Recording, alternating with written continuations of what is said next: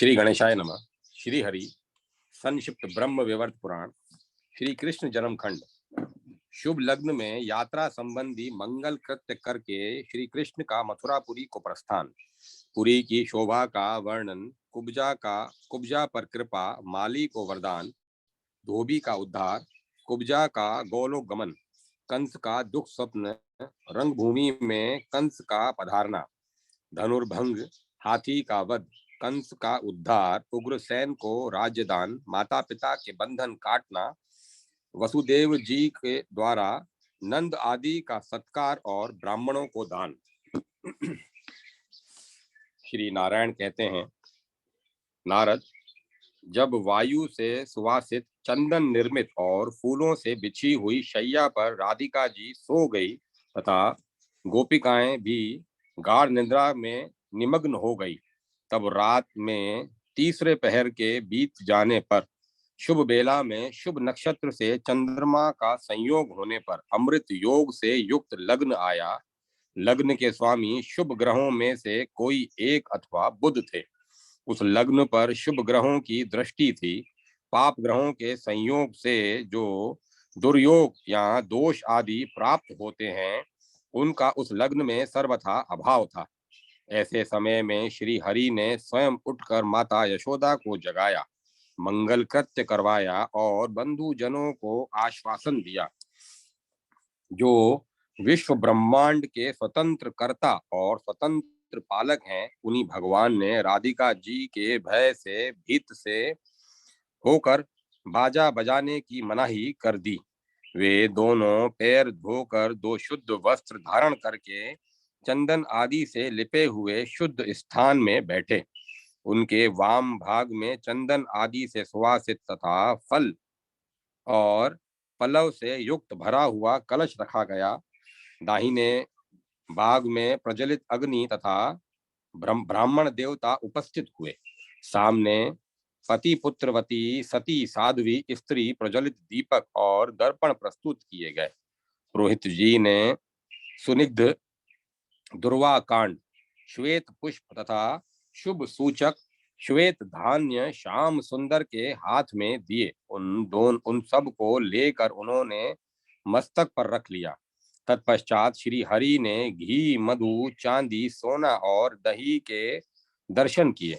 ललाट में चंदन का लेप करके गले में पुष्पमाला धारण की। गुरुजनों तथा ब्राह्मण के चरणों में भक्ति भाव से मस्तक झुकाया और शंख ध्वनि, वेद पाठ, संगीत,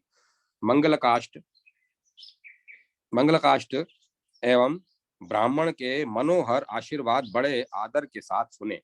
सर्वत्र मंगल प्रदान करने वाले अपने ही मंगलमय स्वरूप का ध्यान करके उन्होंने परम सुंदर दाहिने पैर को आगे बढ़ाया। नासिका के वाम भाग से वायु को भीतर भर के भगवान ने मध्यमा उंगली से वामरंध्र को दबाया और नाक के दाहिने छिद्र से उस वायु को बाहर निकाल दिया। तत्पश्चात नंद के श्रेष्ठ प्रांगण में सानंद आए। वे परमानंद में नित्यानंद स्वरूप तथा सनातन हैं। नित्य अनित्य सब उन्हीं के रूप हैं। वे नित्य बीज स्वरूप, नित्य विग्रह, नित्यांग भूत, नित्येश तथा नित्य कृत्य विशारद हैं। उनके रूप, यौवन, वेश भूषा तथा किशोर अवस्था सभी नित्य नूतन हैं। उनके संभाषण, प्रेम प्राप्ति, सौभाग्य, सुधा रस से सराबोर मीठे वचन, भोजन तथा पद भी नित्य नवीन हैं। इस अत्यंत रमणीय प्रांगण में खड़े खड़े माया युक्त माहेश्वर अत्यंत स्नेह में डूब गए। तत्पश्चात वे वहां से जाने को उद्यत हुए। केले के सुंदर खंभों और रेशमी डोरों में गुथे हुए आम्र पल्लवों की बंदनावारों से उस आंगन को सजाया गया था। विश्वकर्मा ने उसकी फर्श में पद्मराग मणि जड़ दी थी। कस्तूरी, केसर और चंदन से उसका संस्कार किया गया था। अक्रूर तथा बांधव जनों द्वारा श्री कृष्ण स्वयं वहां थोड़ी देर खड़े रहे। यशोदा ने बाईं ओर से और आनंद युक्त नंद ने दाहिने ओर से आकर अपने लाल को हृदय से लगा लिया। बंधु बांधवों ने उनसे प्रेम भरी बातें की तथा मैया और बाबा ने लाला का मुंह चूमा। मुने तदंतर श्री कृष्ण गुरुजनों को नमस्कार करके आंगन से बाहर निकले और स्वर्गीय रथ पर आरूढ़ हुए। स्वर्गीय रथ पर आरूढ़ हो सुंदर मथुरापुरी की ओर चल दिए। मथुरा अपनी शोभा से इंद्र की अमरावती को परास्त करके अत्यंत मनोहर दिखाई देती थी। श्री कृष्ण ने अक्रूर तथा सखाओं के साथ उस रमणीय नगरी में प्रवेश किया। श्रेष्ठ रत्नों से खचित और विश्वकर्मा द्वारा रचित मथुरापुरी सुंदर बहुमूल्य रत्न निर्मित कलशों से सुशोभित थी। सैकड़ों सुंदर श्रेष्ठ और अभिष्ट राजमार्गों से वह नगरी घिरी हुई थी। वे राजमार्ग चंद्रकांत मणियों के सार भाग से जड़ित होने के कारण चंद्रमा के समान ही प्रकाशित होते थे। वहां विचित्र मणियों के सार तत्व से शत शत विधियों का निर्माण किया गया था। पुण्य वस्तुओं के संचय से संपन्न श्रेष्ठ व्यवसायी अपनी दुकानों से उन राजमार्गों की शोभा बढ़ाते थे। पुरी के चारों ओर सहस्त्रों सरोवर शोभा दे रहे थे, जो शुद्ध स्फटिक मणि के समान उज्जवल तथा पद्मराग मणियों की दीप्ति से देदीप्यमान थे। रत्नमय अलंकारों एवं आभूषणों से विभूषित पद्मनी जाति की श्रेष्ठ सुंदरियों से वह नगरी शोभायमान थी। वे सब सुंदरियां सुस्थिर यौवन से युक्त थी और श्री कृष्ण दर्शन की लालसा से मुंह ऊपर उठाए अपलक नेत्रों से राजमार्ग की ओर देख रही थी। उनके हाथों में अक्षत पुंज थे। असंख्य रत्न निर्मित रथ पुरी की शोभा बढ़ाते थे। अनेक प्रकार के विचित्र भूषणों से उन रथों को विभूषित एवं चित्रित किया गया था। बहुत से पुष्पाधान जो भांति भांति के पुष्पों से भरे थे और जिनमें भ्रमर रसास्वादन करते थे, मथुरापुरी की श्रो वृद्धि कर रहे थे। माधुर्य मधु से युक्त मधु लोभी तथा मधुमक्त मधुकरियों के समूह से संयुक्त हो उन उद्यानों में आनंद का अनुभव कर रहे थे। नगर के चारों ओर अनेक प्रकार के दुर्ग थे, जिनके कारण शत्रुओं का वहां पहुंचना अत्यंत कठिन था। रक्षा शास्त्र विशारद रक्षकों से वह पुरी सदा सुरक्षित थी। विश्वकर्मा द्वारा श्रेष्ठ एवं विचित्र रत्नों से रचित अगणित अटालिकाओं से संयुक्त मथुरापुरी बड़ी मनोहर जान पड़ती थी।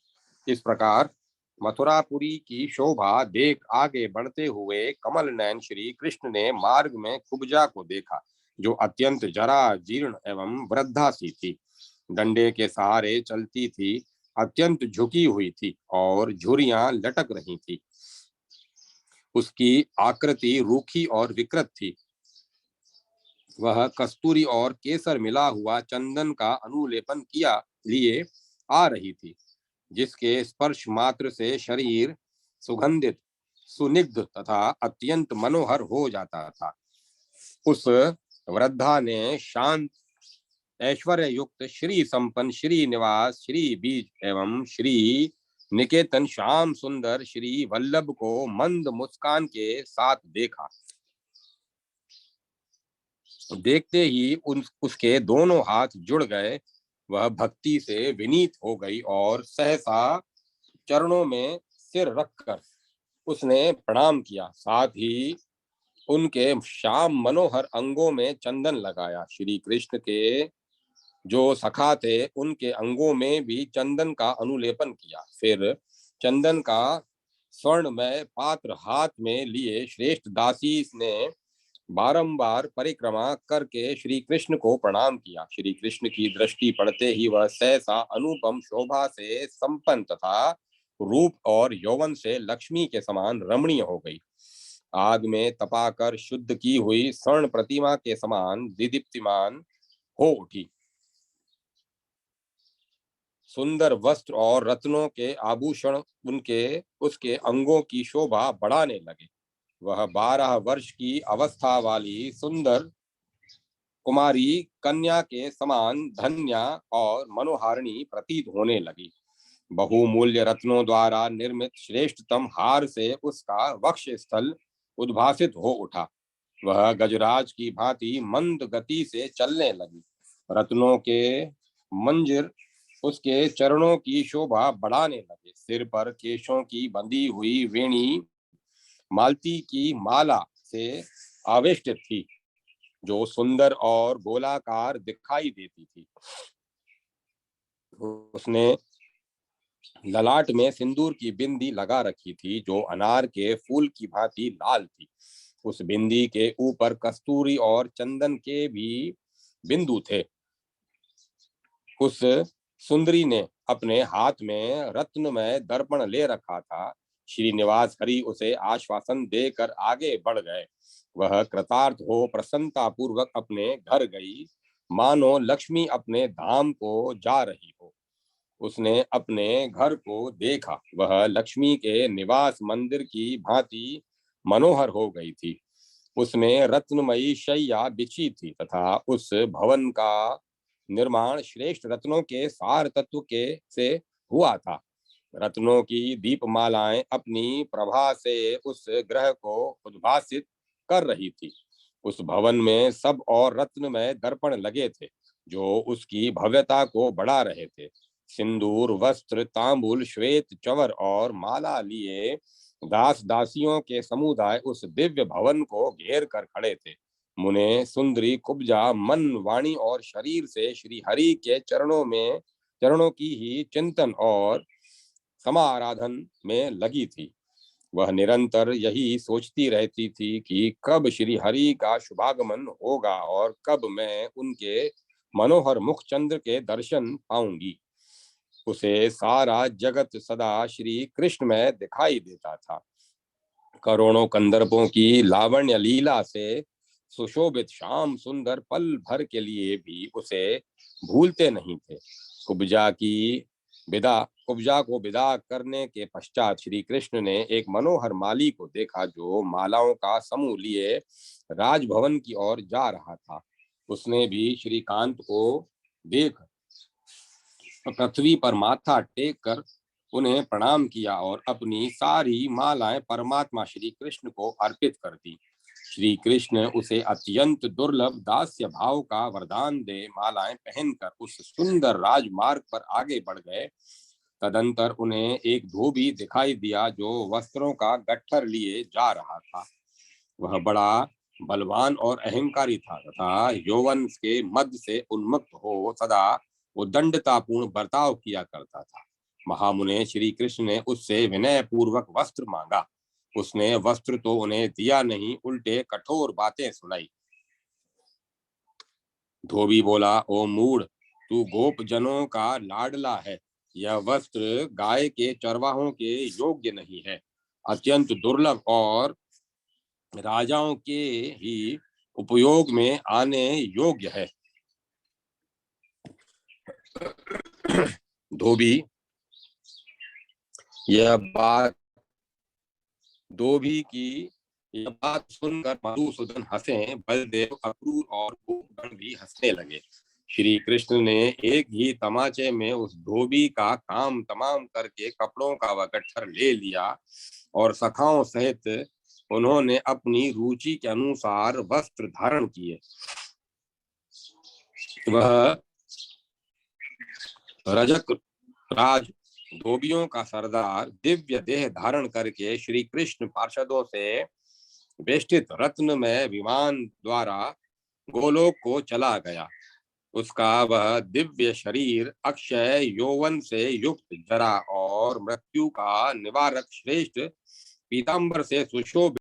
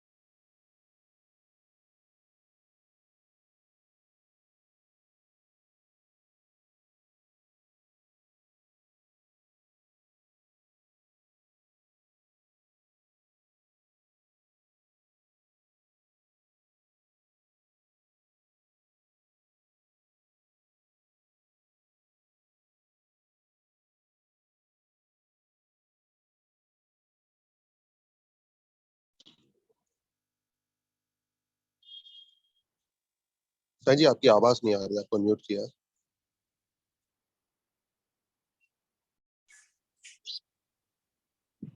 वह रजक राज धोबियों का सरदार दिव्य देह धारण करके श्री कृष्ण पार्षदों से वेष्टित रत्नमय विमान द्वारा गोलोक को चला गया। उसका वह दिव्य शरीर अक्षय यौवन से युक्त, जरा और मृत्यु का निवारक, श्रेष्ठ पीतांबर से सुशोभित, मंद मुस्कान से विलसित, श्याम कांति से कमनीय और मनोहर था। गोलोक में पहुंचकर वह भी वहां के पार्षदों में एक पार्षद हो गया। वहां अपने मन को वश में रखकर वह नित्य निरंतर श्री कृष्ण के शुभागमन का चिंतन करता रहा। इधर मथुरा में सूर्य देव अस्ताचल को चले गए। तब श्री कृष्ण की आज्ञा लेकर अक्रूर अपने घर को गए और श्री कृष्ण भी नंद एवं बलदेव आदि के साथ आनंद पूर्वक किसी वैष्णव के घर गए, जो कपड़ा बनाने का व्यवसाय करता था। उसने अपना सर्वस्व भगवान को समर्पित कर रखा था। उस भक्त ने श्रीनिवास को प्रणाम करके उनका पूजन किया और भगवान ने उसको अपना वह दास्य भाव प्रदान किया, जो ब्रह्मा आदि देवताओं के लिए भी दुर्लभ है। वहां उत्तम मिष्ठान भोजन करके सब लोग पलंग पर सो गए। तदंतर श्री कृष्ण कुब्जा के घर पधारे। उसने स्वागत किया।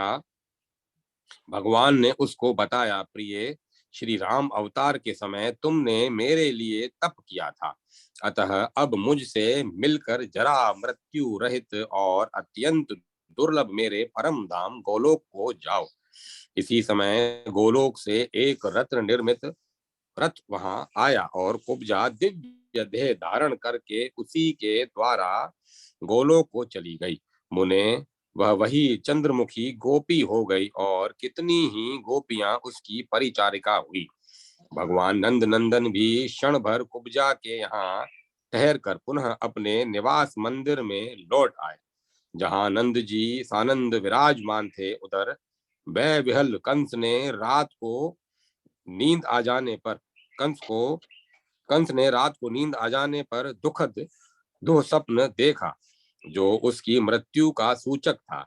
उसने देखा, सूरज आकाश से गिरकर पृथ्वी पर पड़ा है और उसके 4 खंड हो गए हैं। मुने, इसी तरह चंद्रमंडल भी आकाश से पृथ्वी पर गिरकर 10 खंडों से विभक्त दिखाई दिया। उसने कुछ ऐसे पुरुष देखे जिनकी आकृति विकृत थी। वे हाथों में रस्सी लिए नंग धड़ंग दिखाई देते थे। एक विधवा शूद्री दृष्टि गोचर हुई, जो नंगी थी और जिसकी नाक कटी हुई थी। वह हंसती थी। उसने चूने का तिलक लगा रखा था और उसके सफेद और काले केश ऊपर की ओर उठे थे। वह एक हाथ में तलवार और दूसरे में खप्पर लिए हुए थी। उसकी जीभ लपलपा रही थी और उसके गले में मुंडमाला पड़ी थी। उसके सिवाय कंस ने गधा, भैंस, बैल, सुअर, भालू, कौवा, गिद्ध, कंक, वानर, सफेद कुत्ता, घड़ियाल, सियार, भस्मपुंज, हड्डियों का ढेर, ताड़ का फल, केश, कपास, बुझे अंगार, कोयले, उल्का, चिता पर चढ़ा हुआ मुर्दा, कुम्हार और तेली के चक्र, टेढ़ी मेढ़ी कोड़ी, मरघट, अधजला काठ, सूखा काठ, कृष, तृण, चलता हुआ धड़, मुर्दे का चिल्लाता हुआ मस्तक, आग से जला हुआ स्थान, भस्म युक्त सूखा तालाब, जली मछली, लोहा, दावा नल से जल कर बुझे हुए वन, गलित कोड़ से युक्त नंगा शूद्र, खुले शिखा खोले और अत्यंत रोष से भरकर शाप देते ब्राह्मण एवं गुरु, अधिक कुपित हुए सन्यासी, योगी एवं वैष्णव मनुष्य देखे। ऐसा दुख स्वप्न देख कंस की नींद खुल गई और उसने माता पिता, भाई तथा पत्नी से वह सब कह सुनाया। पत्नी प्रेम से विहल होकर रोने लगी। कंस ने रंगभूमि में दर्शकों के बैठने के लिए मंच बनवाए और सभा के द्वार पर हाथी को खड़ा कर दिया। हाथी के साथ ही पहलवान और जुझारू सेना भी स्थापित कर दी। तत्पश्चात धनुर्यज्ञ का मंगल कृत्य आरंभ किया। सभा बनवाई, पुण्यदायक स्वस्ति वाचन एवं मंगल पाठ कराया तथा योग युक्त पुरोहित को यत्न पूर्वक आवश्यक कार्य के अनुष्ठान में नियुक्त किया। राजा कंस ने हाथ में विलक्षण तलवार ले रमणीय मंच पर जा बैठा। मल्ल युद्ध के लिए उस कला में निपुण योद्धाओं को नियुक्त किया। आमंत्रित श्रेष्ठ राजाओं, ब्राह्मणों, मुनीश्वरों, सहृदय वर्ग के लोग, धर्मात्मा पुरुषों तथा युद्ध कुशल पुरुषों को यथास्थान बैठाया। नारद इसी समय बलराम के साथ भगवान श्री कृष्ण रंगभूमि में आए और महादेव जी के धनुष को लीला पूर्वक बीच से ही तोड़ डाला। धनुष टूटने की भयंकर आवाज से सारी मथुरापुरी बहरी सी हो गई। कंस को बड़ा दुख हुआ और देवकी नंदन श्री कृष्ण हर्ष से खिल उठे।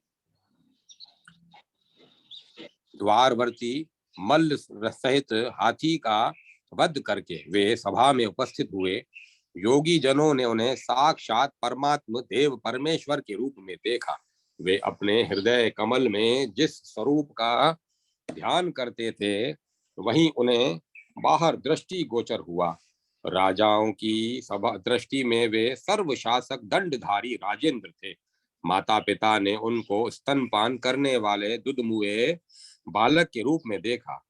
कामिनियों की दृष्टि में वे करोड़ों कंदर्पों की लावण लीला धारण करने वाले रसिक शेखर थे। कंस ने काल रूप समझा और उसके भाइयों ने शत्रु, मल्लों ने अपनी मृत्यु का स्थान माना और यादवों ने उनको प्राणों के समान प्रिय देखा। श्री कृष्ण ने सभा में बैठे हुए मुनियों, ब्राह्मणों तथा माता पिता एवं गुरुजनों को नमस्कार किया। फिर वे हाथ में सुदर्शन चक्र लिए राजमंच के निकट गए। उन्होंने कंस को भक्त के रूप में देखा। भक्तों के तो वे जीवन बंधु ही हैं। कृपा निधान श्री कृष्ण ने कृपा पूर्वक कंस को मंच से खींच लिया और लीला से ही उसको मार डाला। उस समय राजा कंस को संपूर्ण जगत श्री कृष्ण में दिखाई दे रहा था। मृत्यु के पश्चात उसके निकट हीरे के हारों से विभूषित रत्नमय विमान आ पहुंचा और वह दिव्य रूप धारण करके समृद्धिशाली हो उस विमान से विष्णु धाम में जा पहुंचा। मुने कंस का उत्कृष्ट तेज श्री कृष्ण के चरणा बिंदों में प्रविष्ट हो गया। उसका औधर्व देहिक संस्कार एवं सत्कार करके श्री हरि ने ब्राह्मणों को धन का दान किया। उसके बाद राज्य एवं राजा का छत्र बुद्धिमान उग्रसेन को सौंप दिया। चंद्रवंशी उग्रसेन पुनः यादवों के राजेंद्र हो गए। कंस की माता, पत्नियां, पिता, बंधु बांधव, मातृ वर्ग की स्त्रियां, बहन तथा भाइयों की स्त्रियां भी विलाप करने लगी। वे बोली, राजेंद्र उठो, राज सिंहासन पर बैठकर हमें दर्शन दो। ब्रह्मा से लेकर कीट पर्यंत चराचर प्राणियों का आधारभूत जो असंख्य विश्व है, उन सब की जो स्वयं ही लीला पूर्वक सृष्टि करते हैं। ब्रह्मा, शिव, शेष, धर्म, सूर्य तथा गणेश आदि देवता, मुनियेंद्र वर्ग और देवेंद्र गण जिनका दिन रात ध्यान करते हैं, वेद और सरस्वती भयभीत हो जिनका सत्वन करती है, प्रकृति देवी भी हर्ष से उल्लासित हो जिनके गुण गाती हैं, जो प्रकृति से परे प्राकृत स्वरूप स्वेच्छा में निरीह निर्गुण निरंजन परात्पर ब्रह्म परमात्मा ईश्वर नित्य ज्योति स्वरूप भक्तों पर अनुग्रह के लिए ही दिव्य देह धारण करने वाले नित्यानंद में नित्य रूप तथा नित्य अविनाशी शरीर धारण करने वाले हैं। वे ही मायापति भगवान गोविंद भूतल का भार उतारने के लिए माया से गोप बालक के वेश में अवतरण हुए हैं। वे सर्वेश्वर प्रभु जिसे मारते हैं उसकी रक्षा कौन पुरुष कर सकता है। इसी प्रकार वे सर्वात्मा श्री हरि जिसकी रक्षा करते हों उसे मरवाने मारने वाला भी कोई नहीं है। महामुने ऐसा कहकर सब लोग चुप हो गए। परिवार के लोगों ने ब्राह्मणों को भोजन कराया और उन्हें सब प्रकार का धन दिया। सर्वात्मा भगवान श्री कृष्ण भी पिता के निकट गए और उनकी बेड़ी हथकड़ी काट कर उन्होंने माता और पिता दोनों को बंधन से मुक्त किया। तत्पश्चात उन देवेश्वर ने दंड की भांति पृथ्वी पर पड़कर माता पिता को साष्टांग प्रणाम किया और भक्ति से मस्तक झुकाकर उनकी स्तुति की। श्री भगवान बोले, जो पुरुष पिता और माता का तथा विद्या दाता एवं मंत्र दाता गुरु का पोषण नहीं करता वह जीवन भर पाप से शुद्ध नहीं होता। समस्त पूजनियों में पिता वंदनीय महान गुरु है, परंतु माता गर्भ में धारण एवं पोषण करती है, इसीलिए पिता से भी 100 गुनी श्रेष्ठ है। माता पृथ्वी के समान क्षमाशील और सबका समान रूप से हित चाहने वाली है। अतः भूतल पर सबके लिए माता से बढ़कर बंधु दूसरा कोई नहीं है। हाथ ही साथ ही यह भी सच है कि विद्यादाता और मंत्रदाता गुरु माता से भी बहुत बढ़ चढ़कर आदर के योग्य है। वेद के अनुसार गुरु से बढ़कर वंदनीय और पूजनीय दूसरा कोई नहीं है। मुने ऐसा कहकर श्री कृष्ण और बलराम ने माता को प्रणाम किया। फिर माता पिता ने भी उन दोनों को आदर पूर्वक गोद में बिठा लिया और उन्हें उत्तम मिष्ठान भोजन कराया। नंद और ग्वाल वालों को भी बड़े आदर से खिलाया। बच्चों का मंगल कृत्य कराया और उसके उपलक्ष्य में भी बहुत से ब्राह्मणों को जिमाया। उस समय वसुदेव ने प्रसन्नता पूर्वक ब्राह्मणों को बहुत सा धन दिया। अध्याय 71-72 समाप्त।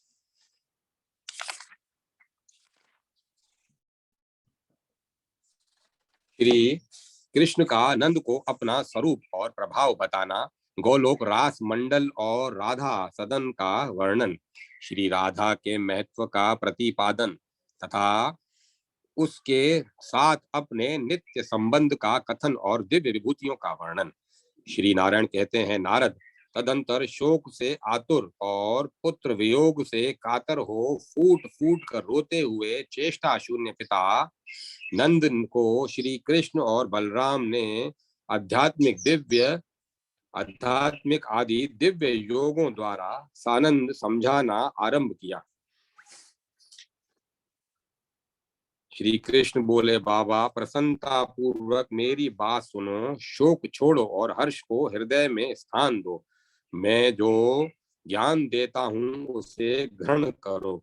यह वही ज्ञान है जिसे पूर्व काल में मैंने पुष्कर में ब्रह्मा, शेष, गणेश, महेश, शिव, दिनेश, सूर्य, मुनीश और योगीश को प्रदान किया था। यहाँ कौन किसका पुत्र है, कौन किसका माता और कौन किसका पुत्र है, कौन किसका पिता और कौन किसकी माता है, यह पुत्र आदि का संबंध किस कारण से है। जीव अपने पूर्वकृत कर्म से प्रेरित हो इस संसार में आते और परलोक में जाते हैं। कर्म के अनुसार ही उनका दिव्य स्थानों में जन्म होता है। कोई जीव अपने शुभ कर्म से प्रेरित हो योगेंद्र के कुल में जन्म लेता है और कोई राज रानियों के पेट से उत्पन्न हो, कोई ब्राह्मणी, क्षत्रिया, वैश्या अथवा शूद्रों के गर्भ से जन्म ग्रहण करता है। किसी किसी की उत्पत्ति पशु पक्षी आदि त्रियक योनियों में होती है। सब लोग मेरी ही माया से विषयों में आनंद लेते हैं और देह त्याग काल में विषाद करते हैं। बांधवों के साथ बिछो होने पर भी लोगों को बड़ा कष्ट होता है। संतान, भूमि और धन आदि का विच्छेद मरण से भी अधिक कष्टदायक प्रतीत होता है। मूढ़ मनुष्य ही सदा इस तरह के शोक से ग्रस्त होता है। विद्वान पुरुष ही पुरुष नहीं जो मेरा भक्त है, मेरे भजन में लगा है, मेरा यजन करता है, इंद्रियों को वश में रखता है, मेरे मंत्र का उपासक है और निरंतर मेरी सेवा में संलग्न रहता है, वह परम पवित्र माना गया है। मेरे भय से ही यह वायु चलती है, सूर्य और चंद्रमा प्रतिदिन प्रकाशित होते हैं, इंद्र भिन्न भिन्न समयों में वर्षा करते हैं, आग जलाती और मृत्यु सब जीवों में विचरती है। मेरा भय मानकर ही वृक्ष समय अनुसार पुष्प और फल धारण करता है। वायु बिना किसी आधार के चलती है। वायु के आधार पर कच्छप, कच्छप के आधार पर शेष और शेष के आधार पर पर्वत टिके हुए हैं।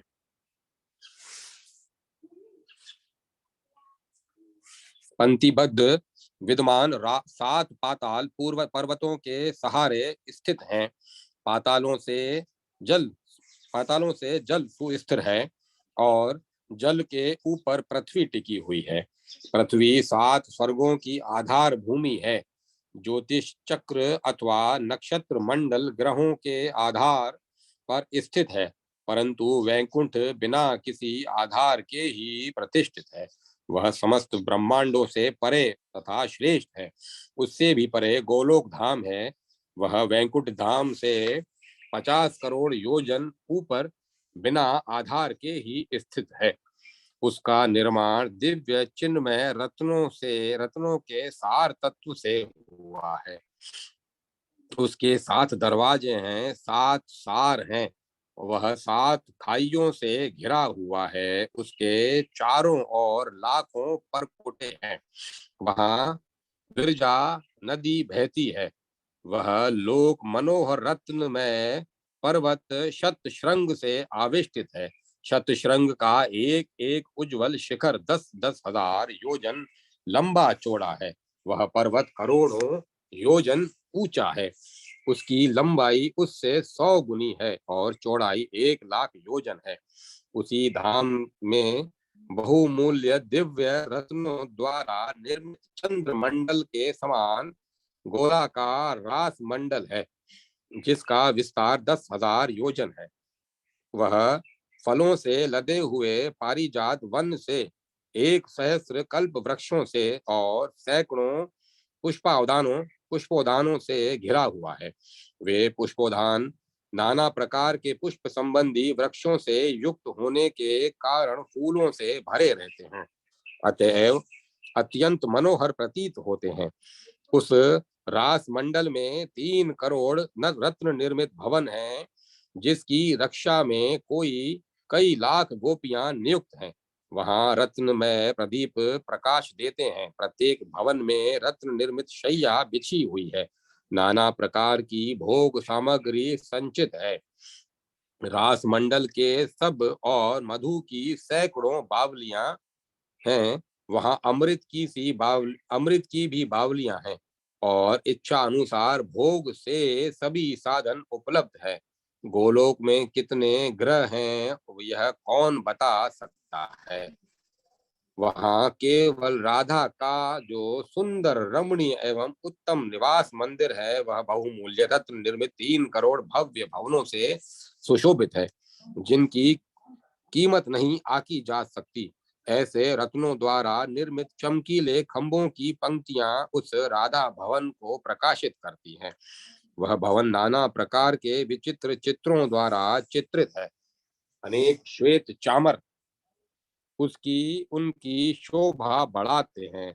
माणिक्य और मोतियों से जड़ित, हीरे के हारों से अलंकृत तथा रत्न में प्रदीपों से प्रकाशित राधा मंदिर रत्नों की बनी हुई सीढ़ियों से अत्यंत सुंदर जान पड़ता है। बहु मूल्य रत्नों के पात्र और शैयाओं की श्रेणियां उस भवन की शोभा बढ़ाते हैं। 3 खाइयां, 3 दुर्गम द्वारों और 16 कक्षाओं से युक्त राधा भवन के प्रत्येक द्वार पर और भीतर नियुक्त हुई 16 लाख गोपियां इधर उधर घूमती रहती हैं। उन सब के शरीर पर अग्नि शुद्ध दिव्य वस्त्र शोभा पाते हैं। वे रत्न में अलंकारों से अलंकृत हैं। उनकी अंग कांति तपाए हुए स्वर्ण के समान उद्भासित होती है। वे शत शत चंद्रमाओं की मनोरम आभा से संपन्न हैं। राधिका के किंकर भी ऐसे ही और इतने ही हैं। इन सब से भरा हुआ उस भवन का अंतःपुर बड़ा सुंदर लगता है। उस भवन का आंगन बहुमूल्य रत्नों द्वारा निर्मित है। वह राधा भवन अत्यंत मनोहर अमूल्य रत्न में खंभों के समुदायों से सुशोभित फल पल्लवों से युक्त रत्न निर्मित मंगल कलशों से अलंकृत और रत्नमयी वेदिकाओं से विभूषित है। सुंदर एवं बहुमूल्य रत्नमय दर्पण उसकी शोभा बढ़ाते हैं। अमूल्य रत्नों से निर्मित वह सुंदर सदन सब भवनों में श्रेष्ठ है। वहां राधे श्री राधा रानी रत्न में सिंहासन पर विराजमान होती हैं। लाखों गोपियां उनकी सेवा में रहती हैं। वे करोड़ों पूर्ण चंद्रमाओं की शोभा से संपन्न हैं। श्वेत चंपा के समान उनकी गौर कांति है। वे बहुमूल्य रत्नों द्वारा निर्मित आभूषणों से विभूषित हैं। अमूल्य रत्न जड़ित वस्त्र पहने बाएं हाथ में रत्न में दर्पण तथा दाहिने में सुंदर रत्न में कमल धारण करती हैं। उनके ललाट में अनार के फूल की भांति लाल और अत्यंत मनोहर सिंदूर सुशोभित शोभित होता है। उसके साथ ही कस्तूरी और चंदन के सुंदर बिंदु भी भाल देश का सौंदर्य बढ़ाते हैं। वे सिर पर बालों का चूड़ा धारण करती हैं जो मालती की माला से अलंकृत होता है। ऐसी राधा गोलोक में गोपियों द्वारा सेवित होती हैं। उनकी सेवा में रहने वाली गोपियां भी उन्हीं के समान हैं। वे हाथ में श्वेत चक्र लिए रहती हैं और बहुमूल्य रत्नों द्वारा निर्मित आभूषणों से विभूषित होती हैं।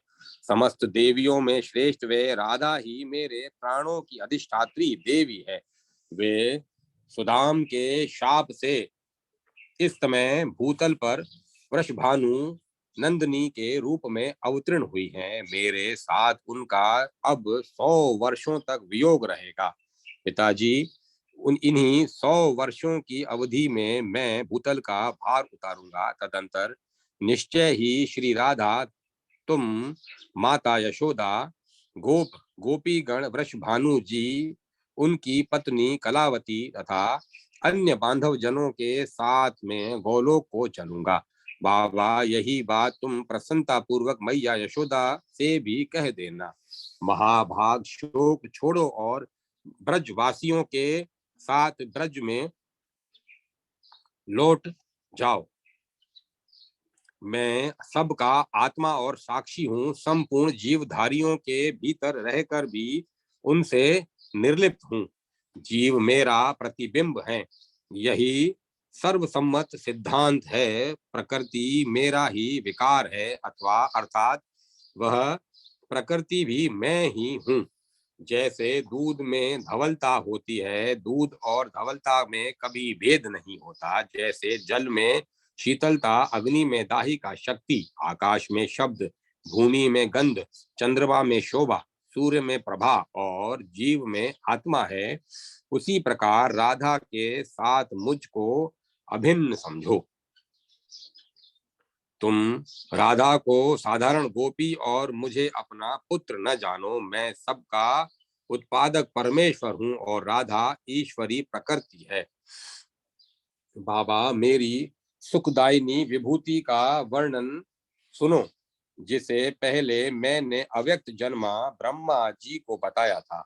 मैं देवताओं में श्री कृष्ण हूँ, गोलोक में स्वयं ही द्विभुज रूप से निवास करता हूँ और वैकुंठ में चतुर्भुज विष्णु रूप से, शिवलोक में मैं ही शिव हूँ, ब्रह्मलोक में ब्रह्मा हूँ, तेजस्वियों में सूर्य हूँ, पवित्रों में अग्नि हूँ, द्रव्य पदार्थों में जल, इंद्रियों में मन हूँ, शीघ्रता गामियों में समीर वायु हूँ, दंड प्रदान करने वालों में मैं यम हूँ, काल गणना करने वालों में काल हूँ, अक्षरों में आकार हूँ, अक्षरों में आकार हूँ, सामों में साम हूँ, 14 इंद्रों में इंद्र हूँ,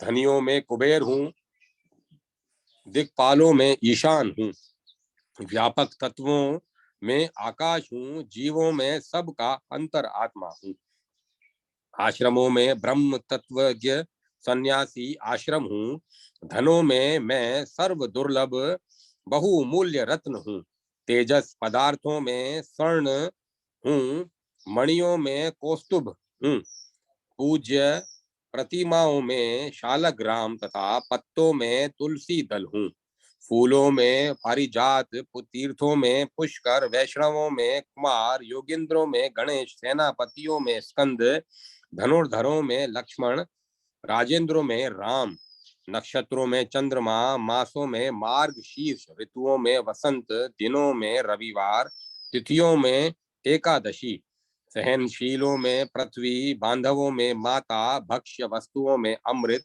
गौ में प्रकट होने वाले खाद्य पदार्थों में घी, गौ से प्रकट होने वाले खाद्य पदार्थों में घी, वृक्षों में कल्प वृक्ष, काम धेनुओं में सुरभि, नदियों में पाप नाशिनी गंगा, पंडितों में पांडित्यपूर्ण वाणी, मंत्रों में प्रणव, विद्याओं में उनका बीज रूप तथा खेत से पैदा होने वाली वस्तुओं में धान्य हूँ, फलवान वृक्षों में पीपल, गुरुओं में मंत्र दाता गुरु, प्रजापतियों में कश्यप, पक्षियों में गरुड़, नागों में अनंत शेष नाग, नरों में नरेश, ब्रह्म ऋषियों में भृगु, देव ऋषियों में नारद, राज ऋषियों में जनक, महर्षियों में शुक, गंधर्वों में चित्ररथ, सिद्धों में कपिल मुनि, बुद्धिमानों में बृहस्पति, कवियों में शुक्राचार्य, ग्रहों में शनि, शिल्पियों में विश्वकर्मा, मृगों में मृगेंद्र, वृषभों में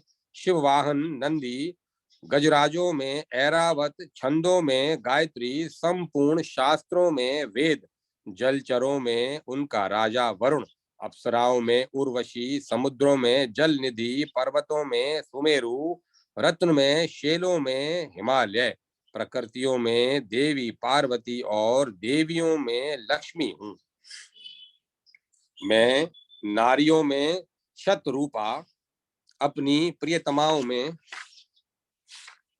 राधिका तथा साध्वी स्त्रियों में निश्चय ही वेद माता सावित्री हूँ, दैत्यों में प्रहलाद, बलिष्ठों में बलि, ज्ञानियों में भगवान नारायण ऋषि, वानरों में हनुमान, पांडवों में अर्जुन, नाग कन्याओं में मनसा, वसुओं में रुद्र, वसुओं में द्रोण,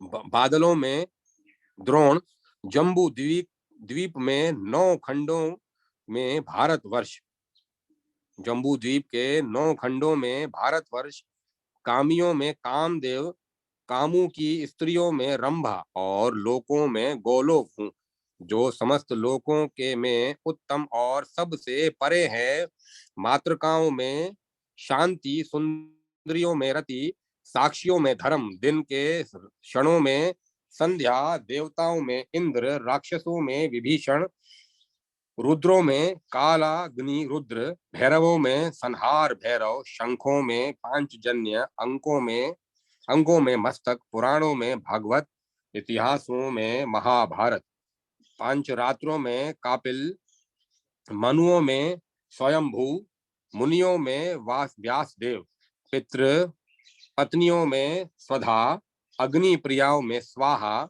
यज्ञों में राजस्यु, यज्ञ पत्नियों में दक्षिणा, अस्त्र शस्त्रों में जमदग्नि नंदन महात्मा परशुराम, पुराणिकाओं में स्तुत, नीतिज्ञों में अंगिरा, व्रत्यों में विष्णु व्रत, बलों में देव बल, औषधियों में दुर्वा, तरणों में कुश, धर्म कर्मों में सत्य, स्नेह पात्रों में पुत्र, शत्रुओं में व्याधि, व्याधियों में ज्वर, मेरी भक्तियों में दास्य भक्ति, वरों में वर, आश्रमों में गृहस्थ, विवेकियों में सन्यासी, शस्त्रों में सुदर्शन और शुभाशीर्वाद में कुशल हूँ।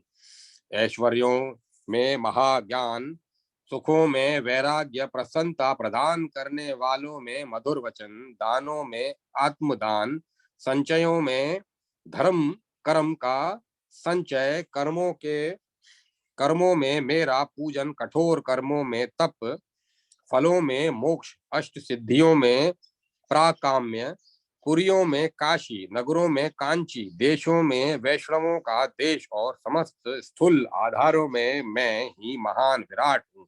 जगत में जो अत्यंत सूक्ष्म पदार्थ है उनमें मैं परमाणु हूँ।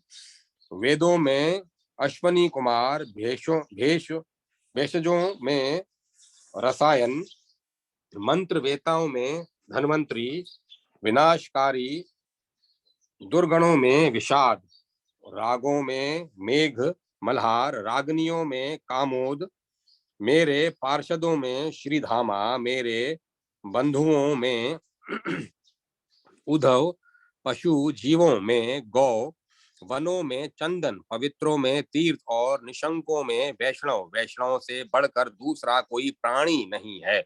विशेषतया वह जो मेरे मंत्र की उपासना करता है सर्वश्रेष्ठ है। मैं वृक्षों में अंकुर और संपूर्ण वस्तुओं में उनका आकार हूँ। समस्त भूतों में मेरा निवास है, मुझ में सारा जगत फैला हुआ है। जैसे वृक्ष में फल और फलों में वृक्ष का अंकुर, उसी प्रकार मैं सबका कारण रूप हूँ, मेरा कारण दूसरा नहीं है। मैं सबका ईश्वर हूँ, मेरा ईश्वर दूसरा कोई नहीं है। मैं कारण का भी कारण हूँ। मनीषी पुरुष मुझे ही सबके समस्त बीजों का परम कारण बताते हैं। मेरी माया से मोहित हुए पापी जन मुझे नहीं जान पाते। मैं सब जंतुओं का आत्मा हूँ, परंतु दुर्बुद्धि और दुर्भाग्य से वंचित पापग्रस्त जीव मुझ अपने आत्मा का भी आदर नहीं करते। जहाँ मैं हूँ उसी शरीर में सब शक्तियाँ और भूख प्यास आदि है। मेरे निकलते ही सब उसी तरह निकल जाते हैं जैसे राजा के पीछे पीछे उसके सेवक। ब्रजराज नंद जी मेरे बाबा, इस ज्ञान को हृदय में धारण करके ब्रज को जाओ और राधा तथा यशोदा मैया को इसका उपदेश दो। इस ज्ञान को भली भांति समझकर नंद जी अपने अनुगामी ब्रजवासियों के साथ ब्रज को लौट गए। वहां जाकर उन्होंने उन दोनों नारी शिरोमणि नारी शिरोमणियों से इस ज्ञान की चर्चा की। नारद, वह महाज्ञान पाकर सब लोगों ने अपना शोक त्याग दिया। श्री कृष्ण उदपि निर्मित हैं, तथापि माया के स्वामी हैं, इसीलिए माया से अनुरक्त जान पड़ते हैं। यशोदा जी ने पुनः नंदराय जी को माधव के पास भेजा। उनकी प्रेरणा से फिर आकर नंद जी ने ब्रह्मा जी के द्वारा किए गए सामवेदोक स्तोत्रों से परमानंद स्वरूप नंद नंदन माधव की स्तुति की। तत्पश्चात वे पुत्र के समान खड़े हो बार बार रोदन करने लगे। अध्याय 73 समाप्त। अब मैं कथा में विराम देता हूँ।